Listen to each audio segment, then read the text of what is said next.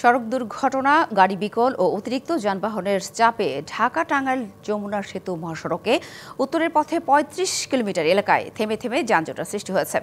এই বিষয়ে আরও জানাতে সরাসরি যুক্ত হয়েছেন সহকর্মী সোহেল তালুকদার। কথা বলবো তার সাথে।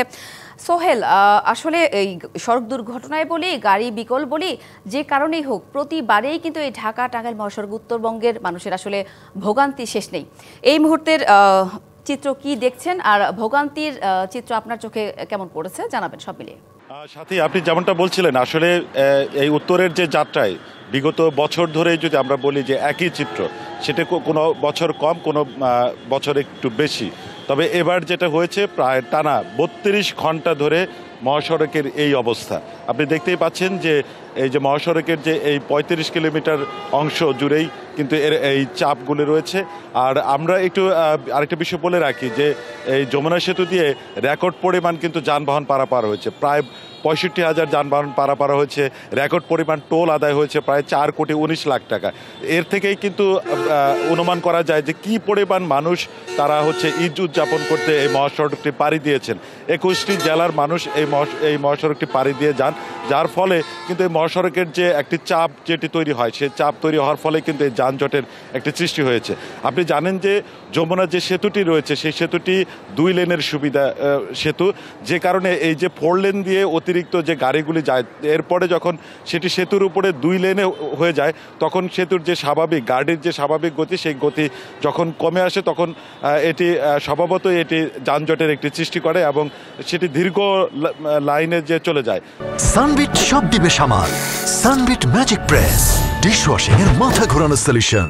আপনি দেখছেন রাস্তার যে উত্তরবঙ্গগামী দুটি যে লেনটি রয়েছে, সেই লেনের যে দীর্ঘ যে যানজটের সারি, গাড়ি যে মন্থর গতিতে যেটি যাচ্ছে, সেই একইভাবে কিন্তু টানা ৩২ ঘন্টা ধরে যাচ্ছে।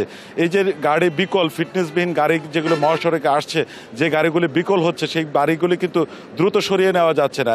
এমনকি সেতুর উপরেও কিন্তু আমরা গাড়ির দুর্ঘটনা এবং গাড়ি বিকলের, একাধিক গাড়ি দুর্ঘটনা এবং বিকলের খবর জেনেছি। সেতু কর্তৃপক্ষ এই যানবাহনগুলিকে উত্তরের ঈদযাত্রাকে স্বস্তির করতে তারা কিন্তু একমুখী করে দেওয়া হয়। সেতুর যে উত্তর এবং ঢাকামুখী দুটি লেনকেই একত্রিত করে শুধুমাত্র উত্তরমুখী করে দেওয়া হয়। এরপরেও কিন্তু এই যে মহাসড়কে যে গাড়ির যে স্রোত, গাড়ির যে চাপ, সেটি কিন্তু সামাল দেওয়া যায় না। এই সামাল না যাওয়ার ফলেই যে গাড়ির যে থেমে থেমে যে এই মন্থর গতিতে যেটি হয়, সেটি আজ যে ৩৫ কিলোমিটার পর্যন্ত টেকেছে। এই ৩৫ কিলোমিটার কখনো ২৫, কখনো ১৩, কখনো ৩৫, তবে কোনো সময়ে যানজট মুক্ত ছিল না। এবং এটি যারা বিশেষজ্ঞ যারা রয়েছেন, পরিবহন সংশ্লিষ্ট যারা রয়েছেন, এবং এই মহাসড়কে যারা আইন শৃঙ্খলা রক্ষাকারী বাহিনী প্রতি বছরই এটি নিয়ে কাজ করেন, তারা যেটি বলছেন যে পর্যন্ত না এই সেতুর ধারণ ক্ষমতা বৃদ্ধি করা হবে, সে পর্যন্ত প্রতি বছরই বড় কোনো উৎসব, বড় কোনো ঈদ যাত্রায় সেটি এই ভোগান্তির মাত্রা বাড়বে। আপনি জানেন যে গেল ঈদে এই ঈদের ছুটিটি বেশ আগে লম্বা হয়েছিল, যে ঈদের আগেই একটি লম্বা ছুটি পাওয়া গিয়েছিল, যার ফলে ওই সময় মানুষ ভেঙে ভেঙে গিয়েছে। কিন্তু এবারের ঈদ যাত্রায় কিন্তু ঈদের মাত্র 2 দিন আগে যে সরকারি ছুটি ঘোষণা হওয়ার ফলে একযোগে মানুষ কিন্তু এই সেতু দিয়ে পারাপার হচ্ছে, যার ফলে এবার আর সেই তাদের যে স্বস্তির ঈদ যাত্রার যে ধারণা বা স্বস্তির ঈদ যাত্রার যে বক্তব্য যেটি ছিল, সেটি আর কাজে লাগেনি। সাথী, সোহেল, ধন্যবাদ। আপনি থাকুন, দিনভর নিশ্চয় মহাসড়কের খবর জানবো আপনার কাছ থেকে। ধন্যবাদ।